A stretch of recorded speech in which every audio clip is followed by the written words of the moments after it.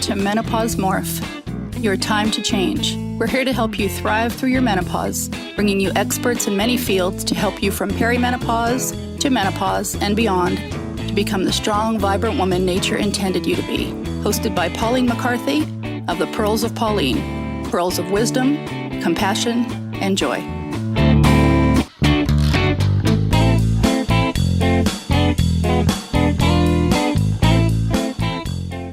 Hello, welcome to the first episode of Menopause Morph. My name is Pauline McCarthy. I'm based in Iceland. I'm originally from Scotland. You can hear that from my accent. And I'm very, very much interested in menopause. Some people have been asking me, why are you so interested in menopause? They're obviously not going through it themselves. So I'd like to tell you a little story about how this all came about. But first we have to go really a little bit way back until when I was just 12 years old. And I was in the sports hall doing gym with the other kids. And then when I was climbing the rope, I could do that then. And as I was climbing up the rope, I felt something strange. I smelled something very funny. And I looked down between my legs, there was like this dark patch. And I thought, oh my goodness, I must have peed myself or something. And I was so embarrassed. So I just said to the teacher, I can't make it to the top. And I said, I really need the toilet. Can I go to the toilet? So I went to the toilet and I was so shocked to see all this blood there. And this was me having my first period. It was an amazing shock because my mother had, she was a very strong Irish Catholic, being brought up in a, very Victorian era environment where, you didn't talk about sex. And even though she had eventually 10 children, she could never bring herself to talk about periods or sex or anything like that to any of her children. So I had no idea whatsoever. I did have an elder brother who was studying medicine at the time, and so I learned a little bit of science from him, and so I thought I was suffering from some hematoma and I was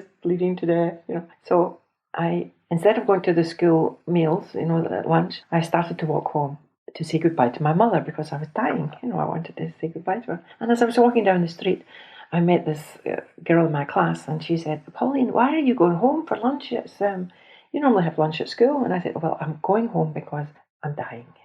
And she said, you're dying? How do you know you're dying? I said, well, I have a hematoma and I'm bleeding between my legs. And she said, oh my goodness, that happens to me too. And I thought, oh my goodness, she's dying as well and she doesn't know.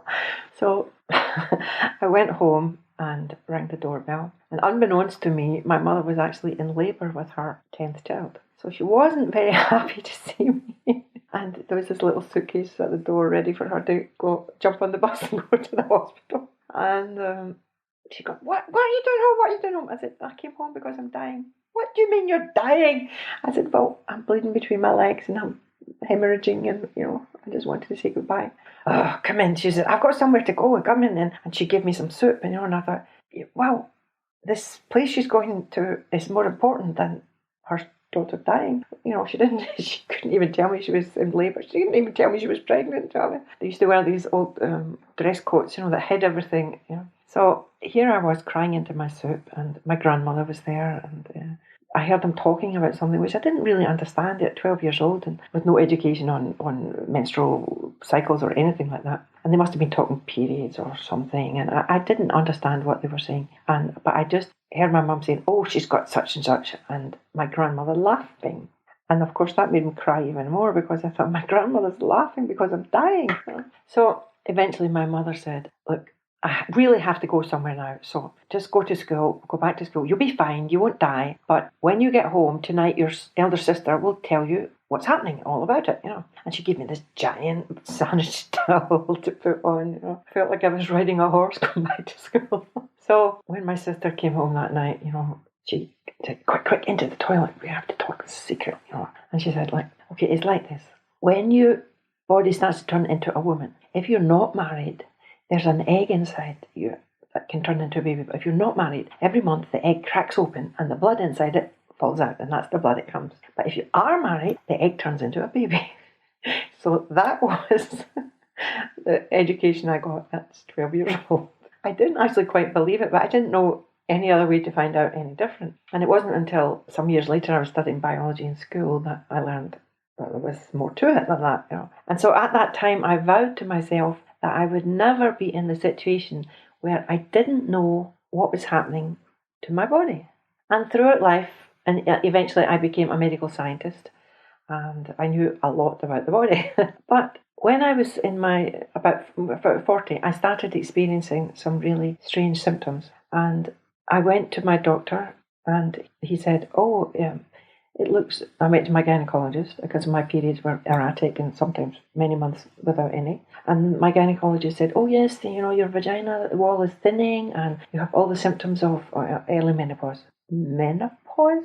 I had never even thought about the word at all. I mean, like 40 years old, you think, no, this is something like grandmothers get or something, like people in their 50s or 60s or something. I had never even really investigated because it wasn't something that had even come into my horizon of thinking. So, of course, then, I started to go online and investigate it and found very, very little about it. And the things that I did find was very dry and very technical, talking about progesterone and estrogen and luteinizing hormone. And because of my background in medical science, I did understand this. But I thought, well, what about your average woman who's never studied biology or science, that doesn't know what these terms mean? How on earth is she going to know what's happening with her body? And so I decided that I would try to do something about this. I was actually very lucky that a couple of years later, even though at the time I was taking, the doctor gave me hormone replacement therapy and antidepressants, yes. And he said, these will actually help you more than the hormone replacement. And at the time, I didn't know why he mentioned that, But at that time, I was going through a very, very nasty divorce. So obviously I was under a lot of stress. Then about 3 years later, I met my current husband, and life became a lot easier and happier and less stressful. And actually my menstrual cycle started again. So everything was on the back burner. I didn't really think so much about the menopause again until I started, I must have been about 47, 48, something like that. And I started having severe memory loss. I mean, I'm talking severe. At first I thought my husband and my kids were teasing me because they would say, "Oh, remember when we were on holiday and we were in the caravan and somebody's car broke down and we helped them?" And I thought, no, I don't remember that at all. And many incidents like that happened, but I thought they were just teasing me. Until one day I woke up and I was in a panic and I thought, oh my goodness, I forgot to go to the meeting with my kids' teachers. They had this special meeting. So I phoned the school and I said, "I'm so sorry, I forgot to come to that meeting yesterday." And the teacher said to me, "What are you talking about? You were here when you were 5?" And I had no memory of it whatsoever. Now that is a very, very extreme case. Most menopausal women don't have memory loss to that severity, but it can happen. So I went to my doctor and I said, "There's something seriously wrong with me," and I told him this incident. And he never asked me, what other symptoms do you have? Are your periods irregular? I don't think it even occurred to him that it could be menopause. He actually sent me to be tested for Alzheimer's and dementia, which kind of was really freaky, and really scary. And I went through all these tests and it was really, I felt, this is ridiculous because they were asking me things like, what day of the week is it? And how old are you? And where do you live? And, like really simple things, And I'm saying, look, all these things I can remember. It's just like certain incidents that I just don't remember. And even I had some experiences where I would meet friends on the street and I knew that I knew them. I knew this person really, really well, but I had no idea what their name was or how I knew them. And sometimes I would just cry because I would say to them, "I'm so sorry, I just don't know who you are." I says, I know you, but something's going wrong with me and I don't know what it is, So it was a really, really scary time in my life. So after I'd been through many months of different testings and, with different specialists, they eventually said to me, "Well, we believe that there's no dementia or Alzheimer's, pathological changes in your brain. So we believe that it's actually a combination of some illnesses you have. I had rheumatoid arthritis, fibromyalgia, osteoarthritis, and some others. I wasn't really very well. And they said, so a combination of these illnesses, your medicines that you take for them, stress, and the menopause."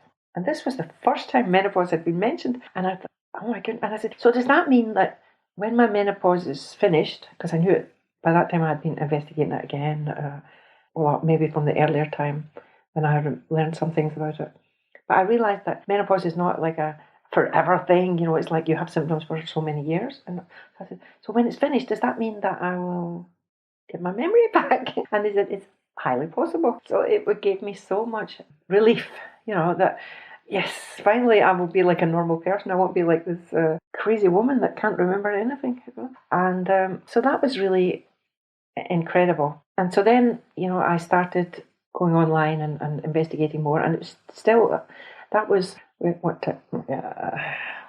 2015 now, so that would have been about 2011, something like that.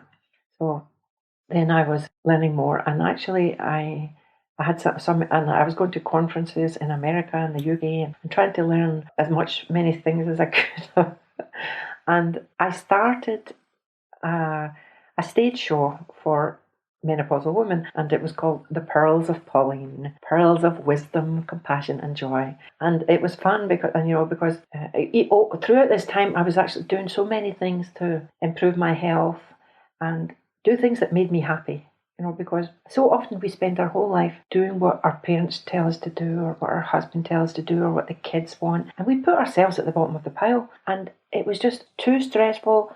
And it was like, on the aeroplane, they say, if you want to help the kids, if there's something happening in the aeroplane and the gas mask comes down, put the gas mask on yourself first before you put it on a child. And it's like that with life. It's like if we want to help people, we have to help ourselves first. We have to make sure that we're healthy. So there was one morning I woke up and I said, I'm fed up. I'm fed up being ill. I'm fed up being an invalid. And the doctor had said to me that many of my illnesses were incurable and that eventually I would end up in a wheelchair. And I bought into that idea. I even bought a house that was wheelchair accessible. So it wasn't a good outlook, let's say. So one morning I woke up and I just had enough. I just thought, no, I'm fed up. I'm fed up being ill. I'm fed up being in pain. I'm fed up feeling rubbish. I'm fed up. I want my life back. I want to be happy. I want to be healthy. And there's no way I can live another 40 years like this in misery and pain. And something just clicked in my brain and I started walking. I started eating better and I lost 18 kilograms. I don't know what that is in pounds, but it was quite a lot. And I lost 2 dress sizes and I didn't need to walk with walking sticks anymore because I had lost so much weight and my knees were so much better and things became really incredible. But most of it was my outlook. It was like, yes, I can do this. And even though, I'm often still in very much pain, I just think, well, get through it, But also there was a medicine that was recommended to me that really, really helped my fibromyalgia. And just life has become much, much better. So then I decided I want to start singing again because I used to sing many years ago when I was younger, before I had kids and things. And it's something that really brings me a lot of joy, and a lot of people say they enjoy listening to me, And also I like to laugh and joke and make fun. So I made this show which was like a bit of a combination between self-help and jokes and some cabaret, some Frank Sinatra and Shirley Bassey and stuff like that. And I'm dressed in my glitter and my feather boas and stuff and just having a good laugh. And then also sometimes I do some live art where I compare the layers of the oil paint to the layers of our life, until we get to that stage where we begin to see the picture.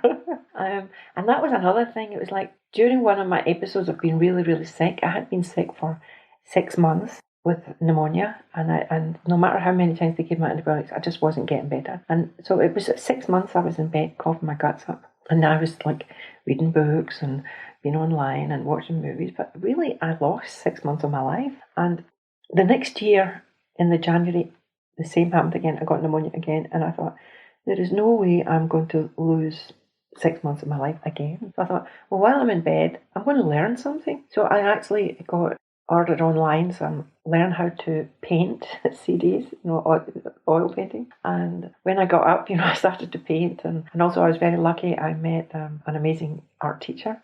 So between that, I learned many different techniques, and when I saw the paintings I was producing, I was like, did I do that? It was like, I'd never painted in my life, Maybe not even painted a wall. Well, maybe I painted a wall once and again, But and I never knew that I had this talent within me. And all my life I've always wanted to play the piano, so that's the next thing that I'm going to learn.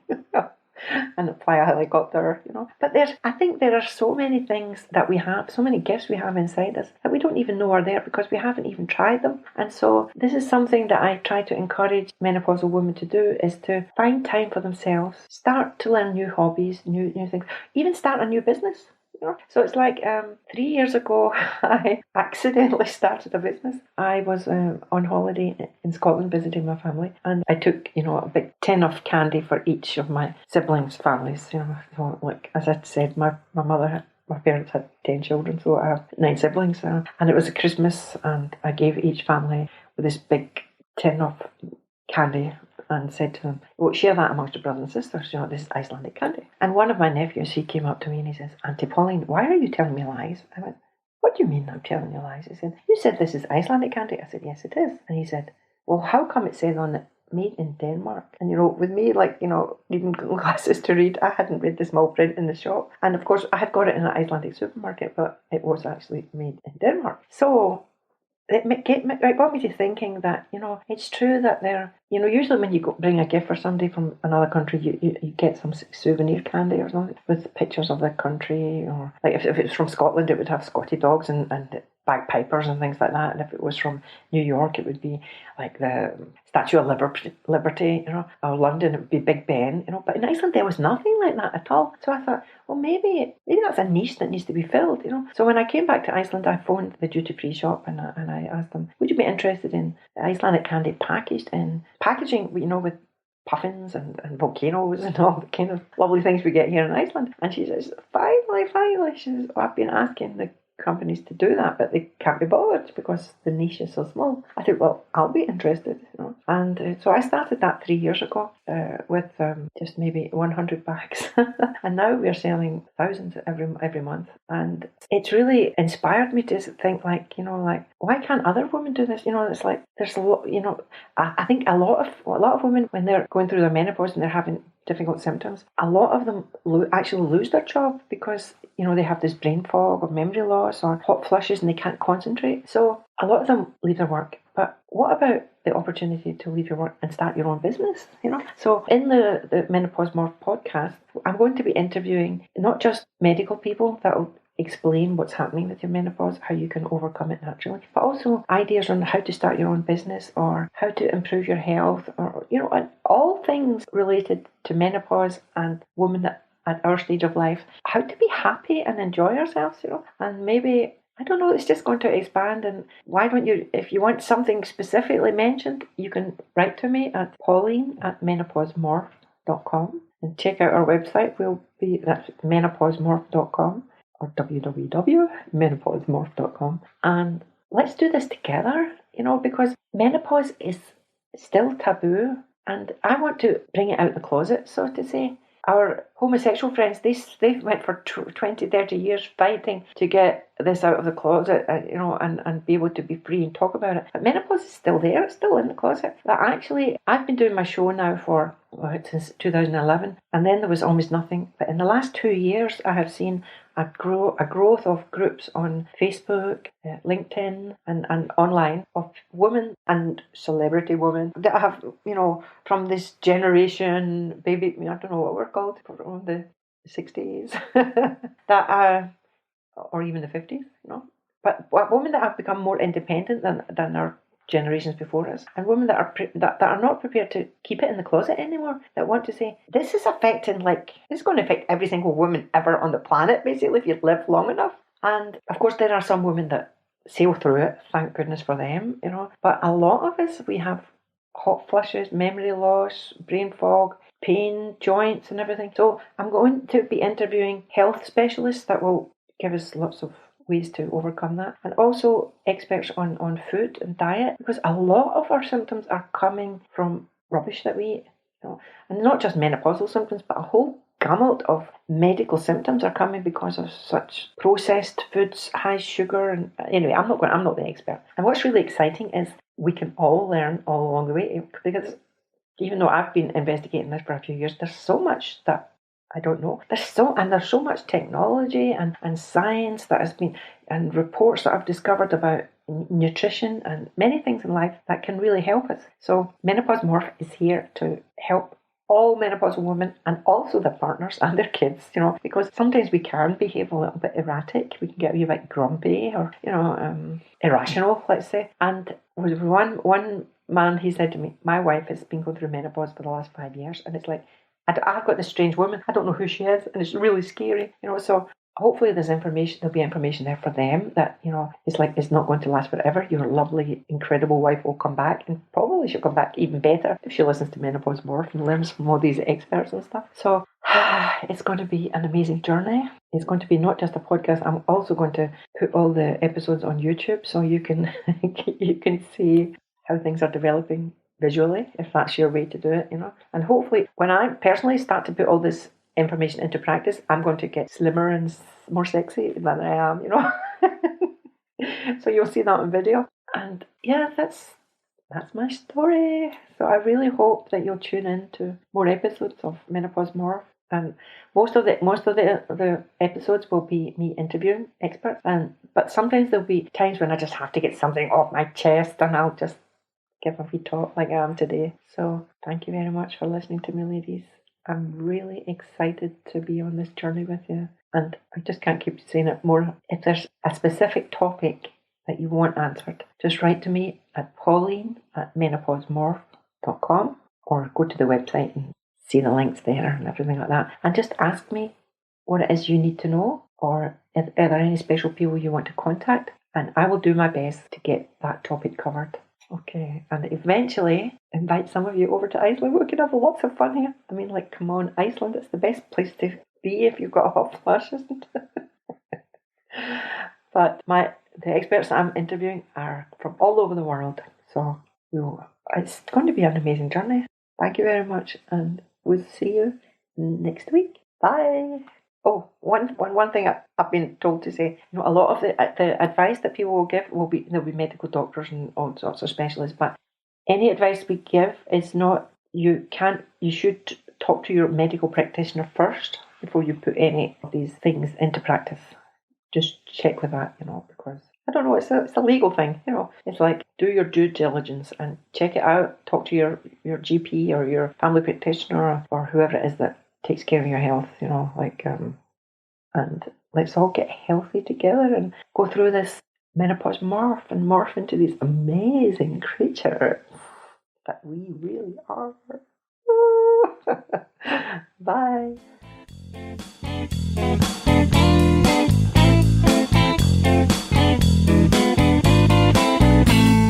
Thanks for listening to Menopause Morph, your time to change. If you've enjoyed the program, be sure to subscribe to the next one, and please leave a rating and review on iTunes to help us spread the message about thriving through the menopause. To get a free ebook, more menopausal resources, and to connect with Pauline, please visit www.menopausemorph.com.